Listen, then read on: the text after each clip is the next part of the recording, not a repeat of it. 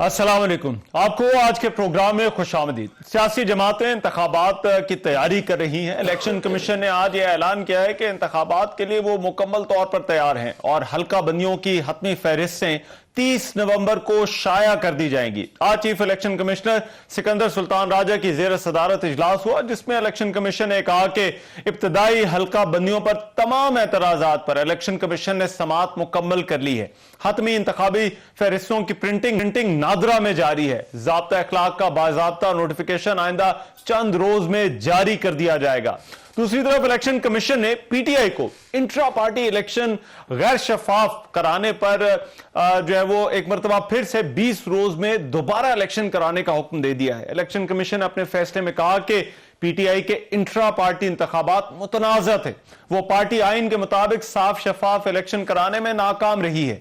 22 जून के पार्टी इंतखाबात को तस्लीम नहीं किया जा सकता। इलेक्शन कमीशन ने भी कहा कि 1 साल का वक्त देने के बावजूद पीटीआई ने इंट्रा पार्टी इंतखाबात नहीं कराए। 20 दिन के अंदर इंतखाबात करवाए जाए तभी बल्ले का निशान पीटीआई के पास रहेगा, वरना वापस ले लिया जाएगा। इलेक्शन कमीशन ने हिदायत की कि इलेक्शन कराने के बाद 7 दिन में यह रिपोर्ट इलेक्शन कमीशन में जमा कराई जाए। वकील पीटीआई बैरिस्टर गौहर ने इलेक्शन कमीशन के इस फैसले पर रद्दअमल देते हुए कहा कि इंसाफ के तकाजे पूरे नहीं हुए। इलेक्शन कमीशन ने यह नहीं कहा था कि पार्टी इलेक्शन आइन के मुताबिक नहीं हुए, बल्कि कहा था कि दस्तावेजात पूरी नहीं। और उनका यह भी कहना था कि हम इलेक्शन कमीशन के इंट्रा पार्टी इलेक्शन केस के फैसले को चैलेंज करेंगे। इलेक्शन कमीशन के ऑर्डर से हमें बहुत अफसोस हुआ है। इंसाफ के तकाजे पूरे नहीं किए गए। इलेक्शन कमीशन का नोटिस फकत इतना था कि आपके इलेक्शन जो इंट्रा पार्टीज के हो गए थे उसकी डॉक्यूमेंटेशन कंप्लीट नहीं थी। हमारे इलेक्शन हमारे आईन के मुताबिक सही और ओपन हुए थे और उस पे किसी का कोई इतराज नहीं था, इंक्लूडिंग इलेक्शन कमीशन के ऑफिसर्स का। बल्ला हमारे पास है इंट्रा पार्टीज इलेक्शन पे जो उनका ऑर्डर है, हम टू दैट एक्सटेंड इंशाल्लाह ताला इसको हाई कोर्ट में चैलेंज करेंगे और जल्द चैलेंज करेंगे। दूसरी जानिब आज मुस्लिम लीग नून के कायद मियां नवाज शरीफ ने मरी में पार्टी तंजीम से खिताब करते हुए कहा कि मुझे बार बार निकाला गया, ऐसे मुल्क नहीं चलता, इस तरह तो एक घर नहीं चलता, मुल्क कैसे चलेगा, हमने माजी से कुछ नहीं सीखा, इसीलिए यह हाल है। 3 मरतबा वजीर आजम रह चुका हूं, अब ओहदे का कोई लालच नहीं। क्या हमारे मुल्क की सियासी जमातें इलेक्शन के लिए तैयार हैं? मुस्लिम लीग नून अभी तक अपनी इंतखाबी मुहिम क्यों उसका बाकायदा तौर पर आगाज नहीं कर रही, जलसे करती हुई नजर नहीं आ रही, और फिर इलेक्शन तक मामला जो है वो क्या रुख इख्तियार करेंगे? मुस्लिम लीग नून इन मामलात पर क्या राय रखती है? सेनेटर डॉक्टर मुसद्दिक मलिक साहब मेरे साथ इस्लामाबाद स्टूडियोज में मौजूद हैं, मुस्लिम लीग नून के रहनुमा। इनसे बात होगी। डॉक्टर साहब बहुत शुक्रिया आपके वक्त का। डॉक्टर साहब, पीपल्स पार्टी जलसे कर रही है, बाकी जमातें भी मैदान में हैं, मुस्लिम लीग नून अभी तक अपनी बाकायदा इंतखाबी मुहिम का आगाज क्यों नहीं कर रही? अभी आपने खुद ही तो इब्तदाइये में इसका जवाब दे दिया। आपने बताया कि हल्का बंदियां जो हैं वो 30 जून तक मुकम्मल की जाएंगी, फिर पता चलेगा हल्के किस शक्ल में सामने आएंगे। टिकट्स के फैसले जो हैं वो उसके फ़ौरन बाद कर दिए जाएंगे। तो जैसे ही टिकट के फैसले कर दिए जाएंगे उसके फ़ौरन बाद एक भरपूर कैंपेन चलेगी। लेकिन अज़राए मज़ा अगर मैंने ये बात करनी हो, आगे बढ़ानी हो जी, तो लेवल प्लेइंग फील्ड तो नहीं है। सिर्फ पीपल्स पार्टी अकेली जलसे करती फिर रही है, तो ये किस किस्म का लेवल प्लेइंग फील्ड है? तो लगता ऐसे है कि सिर्फ लाडले जो हैं वो पीपल्स पार्टी मुस्लिम लीग, बात यह है कि ऐसा तासुर जा रहा है कि मुस्लिम लीग नून एक बहुत रिलैक्स्ड मोड के अंदर जो है वो अपनी सियासत को आगे बढ़ा रही है, और शायद उसको इतनी परेशानी नहीं जितनी परेशानी पीपल्स पार्टी को है या तहरीक इंसाफ को इस वक्त इंतखाबात के हवाले से है। मैंने तो अज़राए मज़ा पहले ही कहा कि मैं बात कर रहा हूँ, लेकिन आप सीरियस हो गए। परेशानी तो ऐसी खास नहीं है। अगर आपकी पास थोड़ा सा जो मियां नवाज शरीफ के पास ट्रैक रिकॉर्ड है, अगर वो ट्रैक रिकॉर्ड हो आपके पास, तो फिर आपको परेशानी कम होनी चाहिए। यानी 1999 से आज तक 24 साल बीत गए। जब बाय द टाइम इलेक्शन होंगे तो आप 25 गिन लें किसी हिसाब से, तो 25 साल में मियां नवाज शरीफ को एक इलेक्शन लड़ने की इजाज़त मिली। 2002 में नहीं, 2008 में नहीं, 2018 में नहीं, 2013 में इजाज़त मिली, वो भी 4 साल के बाद छुट्टी। ठीक। तो 4 साल का जो अरसा था उसमें हज़ारों किलोमीटर की फार्म टू मार्केट रोड्स बनी। आपको याद होगा पंजाब में एक प्रोग्राम चला था, पक्कियां सड़कां सौखे पैंडे। उसी दौरानिए के अंदर 13,000 12,000 मेगावाट बिजली लगी। उसी दौरानिये में 1.2 बिलियन क्यूबिक फुट के गैस के कारखाने लगे। उसी दौरानिये में $30 बिलियन की या उससे भी ज्यादा सीपैक की इन्वेस्टमेंट हुई पाकिस्तान में। उसी दौरानिये में 700-800 किलोमीटर की इजाफी मोटरवेज बनी। ठीक, यानी चीन से लेकर कराची तक एक जाल बिछा दिया गया ताकि लोग सहूलत के साथ कारोबार कर सकें, सारा मुल्क आपस में कनेक्ट हो सके। तो अगर आपने ये तमाम चीजें सिर्फ 4 साल के अरसे में की हो तो कितना मुश्किल है लोगों को ये बताना या आवाम को ये बताना कि अगर एक शख्स 4 साल में ये कर सकता है, अगर उसको 24 साल मिले होते तो सोचें इस मुल्क की क्या हालत होती। तो फिर सवाल उठता है वही जो आपने इब्तदाइये में बताया मियां नवाज शरीफ के हवाले से, जो लेकिन पंजाब में तो आपके पास हुकूमत थी 2008-2013 में। पंजाब एक बड़ा सूबा है, वहां पर तो आपके पास मार्जिन था परफॉर्म करने का, आपकी पार्टी के पास। पंजाब का तो मैंने अभी जिक्र नहीं किया, अब आपने जिक्र कर दिया है तो फिर मैं दानिश स्कूल। मियां साहब की हद तक आपकी बात जो है वो दुरुस्त है, लेकिन मुझे एक चीज मैं अगर आपने बात छेड़ी दी है, मैं एक सवाल और करना चाह रहा था लेवल प्लेइंग फील्ड के हवाले से। क्या मुस्लिम लीग नून को परेशानी है कि जलसों में उन्हें लाडला कहा जा रहा है और ये तमाम के तमाम उसके बरखिलाफ है जो मुस्लिम लीग नून अपनी सियासत करती रही है, जिस तरह से मियां साहब ने अपनी सियासत शेप की है? देखिए जी, क्या खूब लाडले हैं। मैंने अभी आपको बताया कि 24 साल में सिर्फ एक इलेक्शन लड़ने की इजाजत मिली है, लाडले हैं। कितनी अजीब बात है। और अगर आप सुने तबसरा हमारे वो लोग जो हमारे खिलाफ ये गुफ्तगू फरमा रहे हैं, सिर्फ उन्हीं की पार्टी जलसे कर रही है। जो ये कह रहे हैं कि लेवल प्लेइंग फील्ड नहीं, सिर्फ वही जलसे कर रहे हैं, वही कॉर्नर मीटिंग्स कर रहे हैं और कोई नहीं कॉर्नर मीटिंग्स कर रहा, और वो कह रहे हैं कि लाडले ये हैं। भाई जो जलसे कर रहा है फिर लेवल प्लेइंग फील्ड तो उसकी तरफ झुकाव होना चाहिए ना, इससे और क्या साबित होगा। लेकिन दूसरी जो बात है जो ज्यादा अहम है वो मैं ये समझता हूं और मैंने कई मरतबा कहा है कि असल मसला ये है कि लोगों को मियां नवाज शरीफ की आमद से या खौफ है और या उनको लगता है कि लेवल प्लेइंग फील्ड खत्म हो जाता है। यानी अगर आप तमाम गुफ्तगू का अहाता कर लें तो आपको ऐसा लगेगा कि मियां नवाज शरीफ को या जेल होना चाहिए या जिला वतनी में होना चाहिए, या जेल या जिला वतनी। अगर मियां नवाज शरीफ आजाद हो और पाकिस्तान में हो तो लेवल प्लेइंग फील्ड खत्म हो जाता है। क्योंकि क्या हुआ है अभी तक, सिर्फ वाहिद चीज जो तब्दील हुई है वो ये कि मियां नवाज शरीफ साहब जो हैं वो पाकिस्तान आ गए। कोई कह रहा फला फला ने उनको सलूट मारा, लेवल प्लेइंग फील्ड खत्म हो गया। शाबाश नहीं है भाई। रोज तमाम जो हमारे लीडरान है जहां से गुजरते हैं, जिसका कोई रिश्ता होता है, जिसने किसी को सर्व किया वो सलूट कर देता है। क्या उसमें ऐसी बात? लेकिन वो कहते हैं सबूत ये देखें लेवल प्लेइंग फील्ड खत्म होने का कि एक अफसर ने सलूट मार दिया। जब इस तरह की गुफ्तगू हो तो आप पूछते हैं कि भाई तब्दील क्या हुआ है जो लेवल प्लेइंग फील्ड खत्म हुआ है? तो तब्दील सिर्फ ये हुआ है कि मियां नवाज शरीफ ना जेल में है ना जिला वतन है, पाकिस्तान आ गए हैं। तो वो लोग जो उनके खिलाफ इलेक्शन लड़ना चाहते हैं उनको लगता है कि लेवल प्लेइंग फील्ड। लेकिन पाकिस्तान में लेवल प्लेइंग फील्ड का आमतौर पर अंदाजा इस बात से भी लगाया जाता है और लोग ये तासुर कायम करते हैं कि ये नहीं कि आपके साथ क्या हो रहा है बल्कि आपके मुखालिफिन के साथ क्या हो रहा है। तो अभी जो पीटीआई के साथ हो रहा है, क्या आपको लगता है कि उस बिना पर जो है वो ये नहीं कहा जा सकता कि मुस्लिम लीग नून को जो है वो जो मुखालिफ पार्टी है उसको दबाने की कोशिश की जा रही है, या लेवल प्लेइंग फील्ड उनके पास नहीं है जो मुस्लिम लीग नून को दे दी गई? अगर आपकी बात मान लूं तो जहां पीटीआई का मुकाबला एमक्यूएम से है वहां भी पीएमएलएन के लिए लेवल प्लेइंग फील्ड तैयार किया जा रहा है, और जहां पे उनका मुकाबला पीपल्स पार्टी से है वहां भी लेवल प्लेइंग फील्ड जो है वो पीएमएलएन के हक में है, और जहां उनका केपी में मुकाबला जेयूआईएफ से कुछ इलाकों में है वहां पे भी जो लेवल प्लेइंग फील्ड है वो पीएमएलएन के हक में किया जा रहा है। ये क्या गुफ्तगू है ये? अगर मान लें उसमें भी 2 कैटेगरीज हैं। मैं समझता हूं कि जो लोग 9 मई में मुलविस नहीं थे उनको आजादाना इलेक्शन लड़ने की इजाजत होनी चाहिए मेरे ख्याल में। जो लोग 9 मई में मुलविस थे दैट इज अनदर स्टोरी। जो लोग मुल्क में बगावत करवाने की कोशिश, म्यूटनी करवाने की, फौज के अंदर करवाने की कोशिश कर रहे थे, उन्हें तो आप नहीं छोड़ सकते। कौन सा मुल्क छोड़ेगा? आप मुझे बताएं। वो जो लोग कैपिटल हिल पे हमला आवर हुए थे जिनको 27 साल कैद अमेरिका में हो गई है, वो कौन लोग थे भाई? उनको क्यों नहीं छोड़ा? वहां से लेवल प्लेइंग फील्ड खराब हो गया। जब आपने कैपिटल पे हमला करने वालों को 26, 28 साल सजाएं दे दी, 17 साल उसको सजा दे दी जो वहां मौजूद भी नहीं था, तो मुझे बताइए लेवल प्लेइंग फील्ड वहां पे जमहूरियत का खत्म हो गया।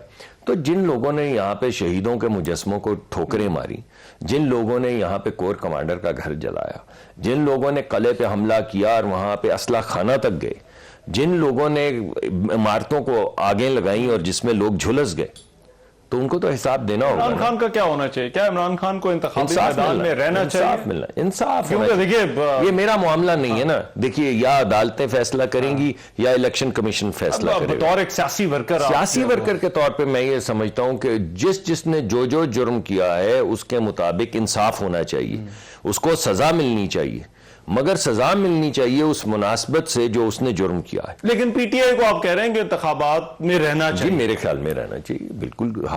जिसने जुर्म नहीं किया उसको सियासत की आजादी होनी चाहिए। क्या मसला है उसमें? डॉक्टर साहब, आपको लगता है कि ये तमाम मामलात जो हैं वो इंतखाबात बिलाखिर हो जाएंगे? क्योंकि पाकिस्तान में एक बड़ा सवाल ये भी है कि फ्री एंड फेयर होने चाहिए। क्या इंतखाबी रिजल्ट ऐसा होगा जिसको सब मान लेंगे? क्योंकि अभी तक हमने इलेक्शंस की हिस्ट्री उठा के देखा है तो यही हुआ है, एक पार्टी जो है वो इंतखाबात के नताइज को नहीं मानती और उसके बाद मामलात वहीं पर खड़े होते हैं, वो हुकूमत के खिलाफ एजिटेशन में आ जाती है और फिर अदम इस्तेहकाम शुरू हो जाता है। रहमान साहब, बात यह है कि जिस हद तक तनाव, सियासी तनाव और पोलराइजेशन ठीक इस मुल्क में आ चुकी है और गाली गलोच आ चुकी है, यानी गाली गलोच भी उस जात की जो आप सुनना नहीं चाहेंगे। अगर आप कभी ट्विटर पे चले जाएं और वो जबान सुने जो बोली जा रही है तो आपको अंदाजा होगा कि किस हद तक यहाँ पे पोलराइजेशन इस मुल्क में हो चुकी है। उस पोलराइजेशन के अंदर तो कौन जो भी हारेगा, यानी हम हारेंगे तो शायद हम भी नहीं मानेंगे, यानी एक अजीबोगरीब फिजा हो गई है ना, ओए तोए का बाजार गर्म है। लेकिन इलेक्शन फेयर होने चाहिए, इलेक्शन फेयर होते हुए दिखने चाहिए, वरना तो लोगों का एतमाद जो है वो बहाल नहीं होगा। लेकिन सियासी तनाव की वजह से आप ये कहते हैं कि मैं नहीं मानता। अगर पार्टिसिपेंट्स जो हैं उनमें से जो भी हारता चला जाए, जो मुझे नजर आ रहा है, इलेक्शन रिग होते हैं, हमारी एक तारीख भी है ना, लोग बिला वजह थोड़ी कह देते हैं कि जी ये इलेक्शन जो है रिग हो गए, यानी आरटीएस बैठ जाए। 2008 के 2002 वाले तो इंतखाबात छोड़ दें, 2008 के बाद इल्जामात लगे, 13 के बाद जो है वो खान साहब आ गए, 18 के बाद आप लोगों ने भी एहतजाज किया। मैं तो कह रहा हूं 56 से शुरू हो जाए। तो जब आपके यहाँ इसी तरह का तनाव बढ़ता चला जाए, 56 के बाद से लेके चले 80 तक, 90 तक, 90 में भी बहुत तनाव पैदा हो गया था, जिसके बाद मिसाक जमहूरियत हुआ और उसमें भी एक ओए तोए का तूफान गर्म हो गया था, जो फिर मगर दोनों सियासी जमातों ने 5, 7, 8 साल के बाद ये समझ लिया कि ये तो कुछ ना हमारी मुआशरे के लिए अच्छा है, ना हमारे बच्चों के लिए अच्छा है, ना हमारी सियासत के लिए अच्छा है।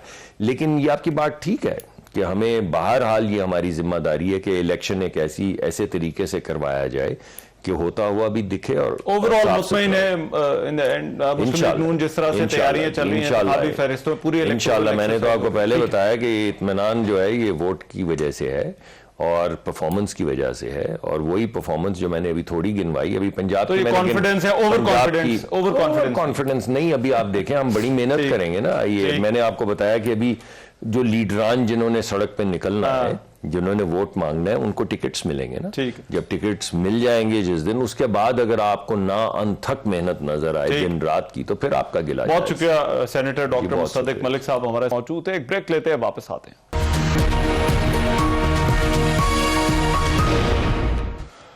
Welcome back after the break. क्या हमारी सियासी जमातें इंतखाबात के लिए तैयार हैं? और फिर इस पूरी इलेक्टोरल एक्सरसाइज पर सियासी जमातें क्या राय रखती हैं? क्या पूरा एतमाद है कि इंतखाबात जो है वो साफ और शफाफ होंगे? पीपल्स पार्टी की रहनुमा शाजिया मरी साहबा इस वक्त मेरे साथ मौजूद है। इस पर बात करने के लिए शाजिया मरी साहबा, बहुत शुक्रिया आपके वक्त का। शाजिया मरी साहबा, सबसे पहले तो बताइएगा, इलेक्शन कमीशन ने यह ऐलान किया है कि मुकम्मल तैयारी है और इंतखाबी फहरिस्तों पर जो एतराजात थे उनका काम भी मुकम्मल हो गया, प्रिंटिंग में चला गया है जो नादरा में हो रही है।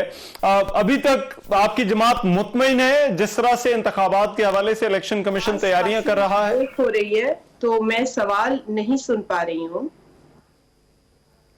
अच्छा, मैं दोबारा दोहरा देता हूं। पूछना मैं ये चाह रहा था कि अभी तक जो इंतखाबात के हवाले से तैयारियां इलेक्शन कमीशन कर रहा है, आप लोग मुतमईन है, पीपल्स पार्टी मुतमईन है? अच्छा, ठीक है, मैं थोड़ा बहुत सुन पाई हूँ, तो माफ कीजिएगा अगर कोई हिस्सा मैं नहीं सुन पाई। आई होप कि मेरी आवाज आप तक पहुंच रही है। जी बिल्कुल ठीक आ रही है। ठीक हो गया। अच्छा, आपने कहा कि पाकिस्तान पीपल्स पार्टी का इस वक्त क्या ख्याल है, या आया वो मुतमईन है या नहीं है। देखिए, हमने शुरू से पाकिस्तान में जनरल इलेक्शंस की डिमांड की, और आइन के मुताबिक जनरल इलेक्शंस 90 रोज के अंदर हो जाने चाहिए। हमने पहले उसकी बात की। जब वो डेट गुजर गई तब भी हमने कहा कि इलेक्शन कराए जाएं, जल्द अज जल्द इलेक्शंस का ऐलान, उसकी तारीख का ऐलान इलेक्शन कमीशन करे और शेड्यूल को भी अनाउंस करे। आपने देखा कि फिर 8 फरवरी की डेट आई, और उस पर भी पाकिस्तान पीपल्स पार्टी के चेयरमैन जनाब बिलावल भुट्टो जरदारी ने खुशी का इजहार करते हुए इस थोड़ी सी, मैं समझती हूँ कि उनकी जो कंसर्न थी, उन्होंने कहा कि इस डेट की अनाउंसमेंट में किसी और इदारे को इंटरवीन करने की जरूरत ना होती, और इलेक्शन कमीशन अगर खुद इंडिपेंडेंटली अपने रोल को कॉन्स्टिट्यूशन के मुताबिक एक्सरसाइज करता तो ज्यादा अच्छा होता। बहरहाल हमने वेलकम किया, और हम आज भी वेलकम करते हैं इलेक्शन कमीशन ऑफ पाकिस्तान जो भी इकदामात फ्री, फेयर, ट्रांसपेरेंट, मुनसिफाना, शफाफ इलेक्शंस कराने के हवाले से कर रहे हैं इलेक्शन कमीशन की टीम। हम उस चीज को वेलकम करते हैं और उम्मीद रखते हैं कि जिस तारीख का उन्होंने ऐलान किया है उसी के मुताबिक शेड्यूल को भी जल्दी अनाउंस कर दिया जाएगा, और पाकिस्तानी कौम को इलेक्शंस की तरफ मुकर्ररा तारीख, अनाउंस तारीख के तहत ले जाया जाएगा। ठीक है, आप लोगों के जो तहफुजात थे निगरान हुकूमत के हवाले से, लेवल प्लेइंग फील्ड के हवाले से, देखिए पीपल्स पार्टी अभी जलसे भी कर रही है। बिलावल भुट्टो ने खैबर पख्तूनख्वा में जलसे किए। सॉरी टू टेल यू कि आपकी फिर आवाज ब्रेक हो रही है। उमूमन गेस्ट की ब्रेक होती है, लेकिन अब पोस्ट एक्टर की आवाज जो है उसके सवाल मुझ तक नहीं आ रहे हैं। चले, मैं कोशिश करता हूँ ठहर ठहर कर सवाल पूछ लेता हूँ, अगर आपको समझ आ जाए, अगर ना समझ आए मेरे से दोबारा पूछ लीजिएगा, मैं दोबारा सवाल करूँगा। ब्लैंक हो जाता है, आप शुरू करते हैं फिर वो ब्लैंक हो जाता है। अच्छा जी, अच्छा, देखिए लेवल प्लेइंग फील्ड के हवाले से जो तहफुजात है पाकिस्तान पीपल्स पार्टी के, क्या कोई रुकावट आप लोगों को महसूस होती है? क्योंकि ऐसा लग रहा है कि पीपल्स पार्टी अपने जलसे भी कर रही है। बिलावल भुट्टो ने खैबर पख्तूनख्वा में जहां पर सिक्योरिटी के भी इश्यूज होते हैं वहां पर भी अपने जलसे किए हैं। तो आपको इसके बावजूद लगता है कि लेवल प्लेइंग फील्ड वाला गिला आप लोगों का बनता है इंतखाबात के हवाले से और इंतखाबी तैयारियों के हवाले से? देखिए, पाकिस्तान पीपल्स पार्टी एक अवामी जमात है, हमेशा अवाम की ताकत में यकीन रखती है। ताकत का सरचश्मा अवाम, पाकिस्तान पीपल्स पार्टी के बानी कायद ने यही हमें जो आइडियोलॉजी है वो पीपल्स पार्टी की, उसकी बुनियाद रखी है। तो इसीलिए पीपल्स पार्टी अवाम में तो जाती है, और 5 बरस भी जो हमें इलेक्शन के बाद होते हैं तो हम तो अवाम के साथ जुड़े रहते हैं। इसीलिए हम तो इलेक्शन की भी हमेशा तैयार रहते हैं इलेक्शन के लिए, हम इलेक्शन मोड में होते हैं। अब जो अवामी राब्ता है बिलावल साहब का, आपने देखा सिंध के अंदर भी उनका बहुत अच्छा यहाँ पर अवामी इंटरेक्शन रहा लोगों के साथ। उन्होंने जो हलकों में गए, लोगों से मिले, उनके जो फॉर्मर MNAs, MPAs, उनके साथ, अवाम के साथ। और अब जो वो खैबर पख्तूनख्वा तशरीफ ले गए हैं, वहां पर भी उनका कामयाब दौरा रहा है। वर्कर्स की कन्वेंशंस हुई हैं, आपने देखा मालाकंड हो, पेशावर हो, लोअर दीर हो, चित्राल हो, और कितना उनको वहां से रिस्पॉन्स मिला है, कितनी लोगों की वहां से उनको जो एक बड़ी मैं कहूँ कि जोशीली जो एक लोगों की एक फीलिंग थी वो वहां से मिली है। तो इट वाज ट्रूली सक्सेसफुल, और हमें बहुत खुशी है आपके प्रोग्राम में भी ये बात बताते हुए, क्योंकि देखिए अवाम ही डिसाइड करती है हकीकी मायनों में। एक जमहूरियत जो हकीकी जमहूरियत या आइडियल जमहूरियत है, उसमें अवाम का ही रोल होता है, और यही वजह है कि हमारा अवाम से ये रिश्ता मजबूत से मजबूत तर होता जा रहा है। हाँ, लेवल प्लेइंग फील्ड हमारी कंसर्न है, क्योंकि बदकिस्मती से जहां जिस मुल्क के अंदर 4 डिक्टेटरशिप्स गुजरी हों, जिस मुल्क के अंदर जमहूरियत को पनपने ना दिया गया हो, जिस मुल्क के अंदर लोगों को डीपोलिटिसाइज करने की बाकायदा एक पूरी साजिश रची गई हो, जहाँ पे स्टूडेंट यूनियंस को सिर्फ इसलिए स्टूडेंट यूनियंस को बैन किया गया हो कि लोग सियासत ना करें, सियासत ना सीखें, सियासत को गाली करार दिया, सियासत को बदनाम किया। तो ऐसे मुल्क के अंदर जब हम जमहूरियत का अलम बुलंद करते हैं तो यकीनन हमें खतरात जो है वो नजर आते हैं, और यही खतरा लेवल प्लेइंग फील्ड के हवाले से। वो खतरात आपके सामने क्या है? खतरात ये है कि आपको रोका जा रहा है या दूसरे को ज्यादा सपोर्ट दी जा रही है? खतरा क्या है? जो साजिश है वो नहीं होनी चाहिए। क्या पीपल्स पार्टी के इंतखाबी मुहिम चलाने में पीपल्स पार्टी को कोई रुकावट है? देखिए, मुहिम चलाने के हवाले से तो हमें आज की रुकावट नहीं है, हमें तो हमेशा से रुकावट है। हम तो दहशतगर्दों के भी निशाने पे हैं, हमें तो सियासी मुखालफिन भी ये थ्रेट्स देते रहे हैं। हमने हालांकि कभी किसी को कोई थ्रेट नहीं दिया। हमने कहा जी आप अपनी सियासत करें, अपने एजेंडा पे, अपने मैनिफेस्टो पे, हम अपनी करेंगे, अपनी आइडियोलॉजी के तहत करेंगे। आज भी बिलावल साहब ये कह रहे हैं, जरदारी साहब भी ये कह रहे हैं कि जी everyone has a right to do politics. ये बात सच है रहमान कि पॉलिटिक्स की बहुत बड़ी कीमत पीपल्स पार्टी ने अदा की है, लीडरशिप ने, कारकुनान ने बहुत बड़ी कीमत, जो खून दिया है, जो कुर्बानियां दी हैं, वो उसकी कोई मिसाल नहीं है। और हमारे ही कुर्बानियों को गिनवाते हैं वो लोग जो आज जमहूरियत की बात करते हैं, और अच्छी बात है क्योंकि और कोई कुर्बानी है नहीं और किसी की है नहीं। लेकिन जहां तक सवाल पैदा होता है खतरात का, देखिए हमें सिक्योरिटी का भी खतरा रहता है, हमें और किस्म की भी जो हमें नजर आते हैं स्पेशल ट्रीटमेंट कुछ लोगों के साथ। एक बयान आया था बड़ा दिलचस्प नून लीग के एक रहनुमा का कि जी बात हो गई है और वजीर आजम रायवंड से बनेगा। तो हमने उनसे पूछा भी है कि किससे बात हो गई है, अगर ये भी बयान कर दे तो जो हमारे खदशात हैं और ज्यादा सामने आ जाएंगे। तो इसी तरह की चीजें जो है ना, वो लेवल प्लेइंग फील्ड दिखती नहीं है इससे। और भी बहुत सारी चीजें हो रही हैं, लग रहा है कि दीवार पे लिखा जा रहा है, लेकिन हम नहीं वो दीवार का लिखा पढ़ना चाहते। हम आवाम से सुनना चाहते हैं और आवाम से समझना चाहते हैं कि वो किसको इक्तदार देना चाहते हैं। ठीक है, राइट। शाज़िया मरी साहबा, बहुत शुक्रिया। पाकिस्तान पार्टी की रहनुमा बात कर रही थी इंतखाबात के हवाले से जो पार्टी की तैयारियां हैं। अभी एक ब्रेक लेते, ब्रेक के बाद वापस आते हैं। तो इलेक्शन कमीशन का ये आज का फैसला तहरीक इंसाफ के इंतखाबी निशान के हवाले से, और फिर से उनको पार्टी इलेक्शन कराने के लिए कहा, इस पर तहरीक इंसाफ का रद्दअमल इस ब्रेक के बाद आ रहे हैं।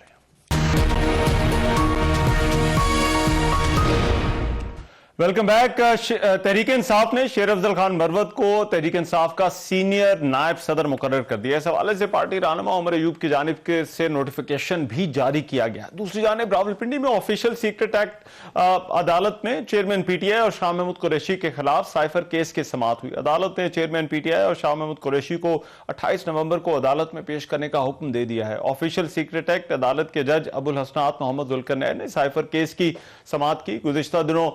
गुज़िश्ता रोज सुप्रीम कोर्ट ने साइफर केस में तहरीक इंसाफ के चेयरमैन की दरखास्त जमानत पर वफाक और वजारत दाखिला को नोटिस जारी करते हुए जवाब तलब किया था। इसके अलावा एक और अहम केस 190 मिलियन पाउंड का है, जहां चेयरमैन पीटीआई का मजीद 4 रोजा जिस्मानी रिमांड मंजूर कर लिया गया है। एहतसाब अदालत ने चेयरमैन पीटीआई को पीर के रोज दोबारा अदालत के सामने पेश करने का कहा है। गुज़िश्ता रोज एहतसाब अदालत ने 190 मिलियन पाउंड केस में चेयरमैन पीटीआई के जिस्मानी रिमांड में 2 रोज की तौसीह करने का तहरीरी हुक्मनामा जारी किया था। विफाकी काबीना की ज़ैली कमेटी ने भी अलकादर ट्रस्ट केस में चेयरमैन पीटीआई इमरान खान और दीगर 28 अफराद के नाम ईसीएल में डालने की सिफारिश कर दी है। तहरीक इंसाफ की जो कानूनी मुश्किलात हैं और आज जो इलेक्शन कमीशन का फैसला आया है, जिसके बाद तहरीक इंसाफ के चेयरमैन इमरान खान के हवाले से और उनकी पार्टी पोजीशन के हवाले से बहुत सारे सवाल हैं, उन पर बात करने के लिए तहरीक इंसाफ के लीगल रिप्रेजेंटेटिव नईम हैदर पंजोथा साहब इस वक्त मेरे साथ मौजूद हैं। नईम हैदर पंजोथा साहब, बहुत शुक्रिया आपके वक्त का। नईम हैदर पंजोथा साहब, सबसे पहले इलेक्शन कमीशन के फैसले के हवाले से बात कर लेते हैं। क्या वाकई तहरीक इंसाफ को अब इंतखाबात में बल्ले का निशान मिलना मुश्किल हो गया है? बहुत शुक्रिया बड़ी नवाजिश जी। जून 2022 में जो पाकिस्तान तहरीक इंसाफ है उसने इंट्रा पार्टी जो है इलेक्शन करवाया है, और ये तफसीलात जो हैं मुकम्मल तौर पर इलेक्शन कमीशन को फराम की गई। उसके बाद हम देखते हैं कि इलेक्शन कमीशन ने पाकिस्तान तहरीक इंसाफ से कुछ डॉक्यूमेंट्स जो हैं वो मंगवाए, तो तमाम दस्तावेज़ात जो रेलिवेंट डॉक्यूमेंट्स थे, जो उनकी रिक्वायरमेंट थी, वो पूरी कर दी गई। उसके बाद क्या हुआ कि जितनी मीटिंग्स इलेक्शन कमीशन से पाकिस्तान तहरीक इंसाफ के नुमाइंदों की हुई, जिसमें आप देख लें कि बाबर अवान साहब हों, बैरिस्टर गौर साहब हों, या उससे पहले जो लोग जाकर अली ज़फ़र साहब मिले हों, तो उन तमाम मीटिंग्स के अंदर ये कभी भी नहीं कहा गया कि आपका जो इंट्रा पार्टी इलेक्शन है जो आपने करवाया हुआ है उसको हम एक्सेप्ट नहीं करते, या वो ठीक नहीं हुआ, या उसके ऊपर कोई इतराज़ है, कोई सुक्म है, कोई कानूनी कोई जवाज़ है। अचानक से ये फैसले के अंदर ये कह देना कि 20 दिन का टाइम दिया जाता है और इंटर पार्टी इलेक्शन जो है वो करवाया जाए। अगर देखा जाए तो पहले ये कहा गया कि जनाब आपको जो बल्ले का निशान है वो भी जो है वो होगा बैलेट पेपर के ऊपर, और चेयरमैन पीटीआई जो हैं वो पाकिस्तान तहरीक इंसाफ के चेयरमैन के ओहदे के ऊपर रहेंगे। तो जब ये बात फैसला जो है वो रिटर्न आने से पहले जो है वो बाकायदा तौर पर अनाउंस कर दी गई, तो फिर इस तरह की जो है वो फैसले के अंदर शर्त रखना और इस हालात में शर्त रखना जब अगवाकारियाँ और लोगों को जो है अगवा बराए जो है बयानात चल रहे हैं। पहले तो अगवा बराए तावान होते थे, तो जब ऐसी सूरत हाल होगी जिसमें कानून है नहीं, मुल्क के अंदर जो है आइन जो है उसको पामाल किया जा चुका है, तो वो कैसे जो है इंटर पार्टी इलेक्शन कंडक्ट होगा। और सबसे जो अहम चीज़ ये है कि जब इंटर पार्टी इलेक्शन पीटीआई ने करवा दिया था 2022 में, जो दे दिया गया, जो आज तक इतराज नहीं किया गया, तो आज बस बनता नहीं। मेहदी साहब, इस पे आप कह रहे हैं डॉक्यूमेंट्स का इशू है, लेकिन तहरीक इंसाफ की जो जून 2022 के इंटर पार्टी इलेक्शन का आप हवाला दे रहे हैं कि वो तो जमा करा दिए, लेकिन फिर सितंबर 2022 में नया पार्टी आइन इलेक्शन कमीशन को जमा कराया गया, फिर एतराज के बाद वो पार्टी आइन वापस ले लिया गया था, और फिर इलेक्शन कमीशन में पार्टी की आदत की तरफ से बयानी हल्फी भी जमा कराया गया था। तो क्या आपको लगता है कि ये सिर्फ डॉक्यूमेंट्स का इशू है, या फिर बुनियादी सवाल यहां पर यह है कि ये जो इलेक्शन हुए हैं ये ठीक हुए हैं या नहीं हुए? ये ठीक नहीं हुए। जो तरामीम थी वो आपको बड़ी वाज़ह तौर पर पता है, जब जून के अंदर हुई और उसके बाद फिर हुई, और फिर जब दूसरी दफ़ा ये तरमीम हुई तो उसके साथ जब इलेक्शन कमीशन को जो होता है वो जमा करवाया गया, तो उस वक्त जो है कभी भी जो कॉन्स्टिट्यूशन जमा करवाना होता है ना हर पार्टी ने, तो जब कॉन्स्टिट्यूशन जो है वो जमा करवाया गया, तो जमा करवाने के ऊपर जो है वो ये बताया गया कि हमने तरामीम जो हैं वो वापस ले ली हैं। तो उसके अंदर ये नहीं कहा गया कि इलेक्शन जो करवाया है हमने, हम वो भी वापस लेते हैं। और ये बात जब रिकॉर्ड के ऊपर कही नहीं गई और उनकी तरफ से भी ये नहीं आया कि आपने ये जो है वापस ली है या नहीं ली, या आपके ऊपर ये इतराज है या हुक्म है या आप इलेक्शन करवाएं, आज दिन तक इससे पहले ये नहीं किसी जगह के ऊपर उन्होंने हमारे से डिमांड की, तो फिर अचानक से फैसले के अंदर ये कह देना कि आप इलेक्शन जो है दोबारा करवाएं, उसके अंदर सिर्फ एक रणनीति नजर आती है कि लोगों को जो है वो पार्टी रहनुमाओं को बाहर निकाला जाए और जो उन्होंने 20 रोज उठा लिया जाए, अगवा कर लिया जाए।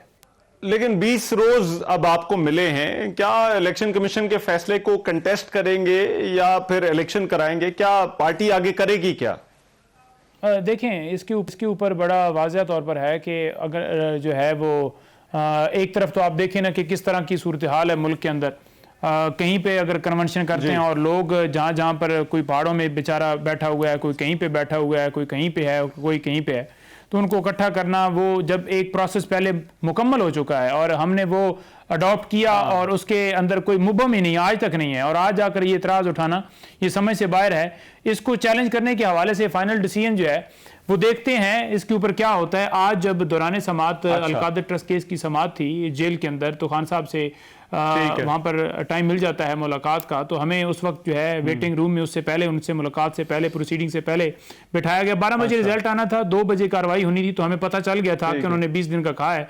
खान साहब को भी हमने बता दिया आज कि ये जो है फैसला आया है कि 20 दिन के अंदर इंट्रा पार्टी इलेक्शन जो है वो करवाया जाए। तो हमारे बाद भी एक मीटिंग थी जिसमें हामिद खान साहब हों, उमर न्याजी साहब हों, और उसके साथ साथ 2 और हमारे सीनियर वकील जिसमें शाहजाद जाफरी साहब, अबू सलमान न्याजी साहब, तो उन्होंने कहा कि ठीक है आप भी अपना इनपुट दें, वो भी देंगे, और फिर मुशावरत करके जो भी डिसीजन आएगा, जो खान साहब फिर हदायत करेंगे, उसके मुताबिक देखा जाए। देखिए, मगर इलेक्शन अगर आप लोगों ने ना कराया तो ये तो बड़ा मुश्किल हो जाएगा आपके लिए। देखें, बात यह है कि 2 इसके पहलू है ना, या तो हम इलेक्शन करवाएं या उसको चैलेंज करें और उस ऑर्डर के ऊपर स्टे लें। तो जब स्टे हो जाए और इस्लामाबाद हाई कोर्ट से कोई फैसला आ जाए तो फिर बात ही ख़त्म होगी। और अगर इलेक्शन की तरफ जाते हैं तो वो भी हमारे पास ऑप्शन 20 दिन का अवेलेबल है। दोनों चीज़ें हैं, लेकिन इसके अंदर आप ये देखें कि ये हुआ क्या है, कार्रवाई कैसे डाली गई है। पहले फैसला जो है वो कहा गया कि जनाब आपका बल्ले का निशान भी होगा और चेयरमैन भी होंगे। हम ये कह रहे थे कि रिटर्न ऑर्डर दिया जाए, ठीक है। अब रिटर्न ऑर्डर के अंदर डिले क्यों किया गया? डिले इसलिए किया गया कि लोगों के अंदर मायूसी फैलाई जाए, उनके अंदर एक ऐसी चीज़ जो है वो पैदा हो कि लोग ये समझें कि पता नहीं भाई पार्टी जो है उसका क्या बनेगा, 9 मई वाले मुकदमात हैं, बल्ले का निशान होगा नहीं होगा, चेयरमैन साहब होंगे, वो जेल में पड़े हैं तो पार्टी ख़त्म है। तो लोगों को कन्विंस करना, उनसे प्रेस कॉन्फ्रेंस करवाना, उनको तोड़ना, उनको जोड़ना, वो ज़रा जो है ना उसके अंदर जो है रहे और ये चीज़ पेंडिंग रहे। और यही बात तमाम शोज़ की जीनत भी बनती रही। और आज आप देख लें कि इतने दिनों के बाद जो है, महीनों के बाद जो है फैसला आता है, तो फैसले के अंदर क्या चीज़ नज़र आई है कि आप इंटर पार्टी इलेक्शन करवाएं, जो कि पहले करवा चुके हैं। फिर क्यों ये इस तरह की डिमांड रखी जाती हैं? कभी कोई तौहीन अदालत की कार्रवाई शुरू कर दी जाती है इलेक्शन कमीशन की तरफ से, जो कि उनके पास इख्तियार ही नहीं है। अदालत जो है वो नहीं है इलेक्शन कमीशन, इलेक्शन कमीशन एक कमीशन है, तो उसके पास तौहीन अदालत की कार्रवाई का जो है इख्तियार ही नहीं है। तो इस तरह के इख्तियारात इस्तेमाल किए जाएंगे। गैर कानूनी तौर पर इमरान खान साहब की जो है वो डिस्क्वालिफिकेशन जो है वो डिक्लेयर की जाएगी, नोटिफिकेशन किया जाएगा, जो कि इख्तियारात से तजावुज़ है।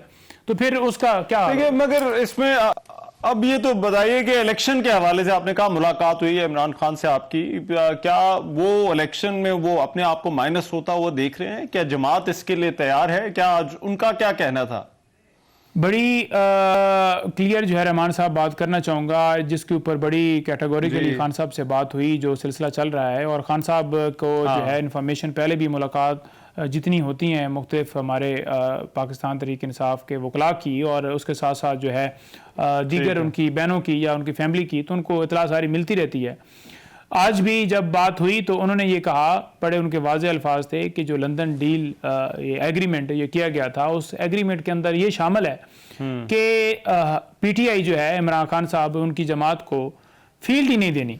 एक तो होता है ना कि लेवल प्लेइंग फील्ड, उन्होंने कहा जी कि फील्ड ही नहीं देनी, ये ही तय किया गया और ये ही इम्प्लीमेंट किया जा रहा है। अब 9 मई का सामने वाकया रख के पाकिस्तान तहरीक इंसाफ के वर्कर्स को जिस तरह से अंदर रखा गया, डाला गया, उनको अगवा किया गया, जिस तरह से प्रेस कॉन्फ्रेंस करवाई गई, और अभी भी लड़ने के लिए जो है वो स्पेस जो है नहीं दी जा रही। वहाँ पर जो है आपके कन्वेंशन जो है करने की इजाज़त नहीं है, झंडा उठाने की इजाज़त नहीं है।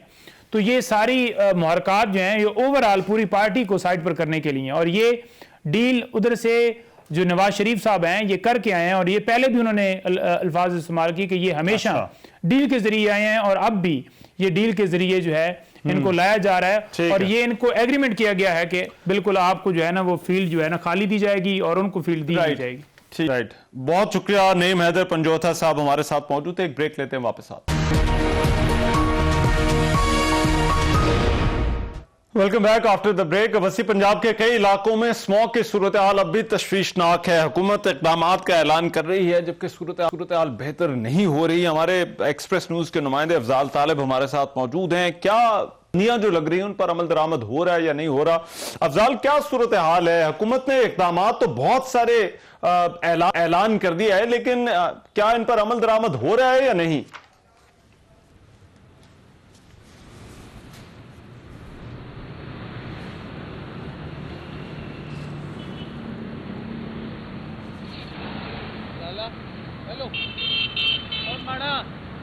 जी अफजाल, क्या आप मुझे सुन पा रहे हैं?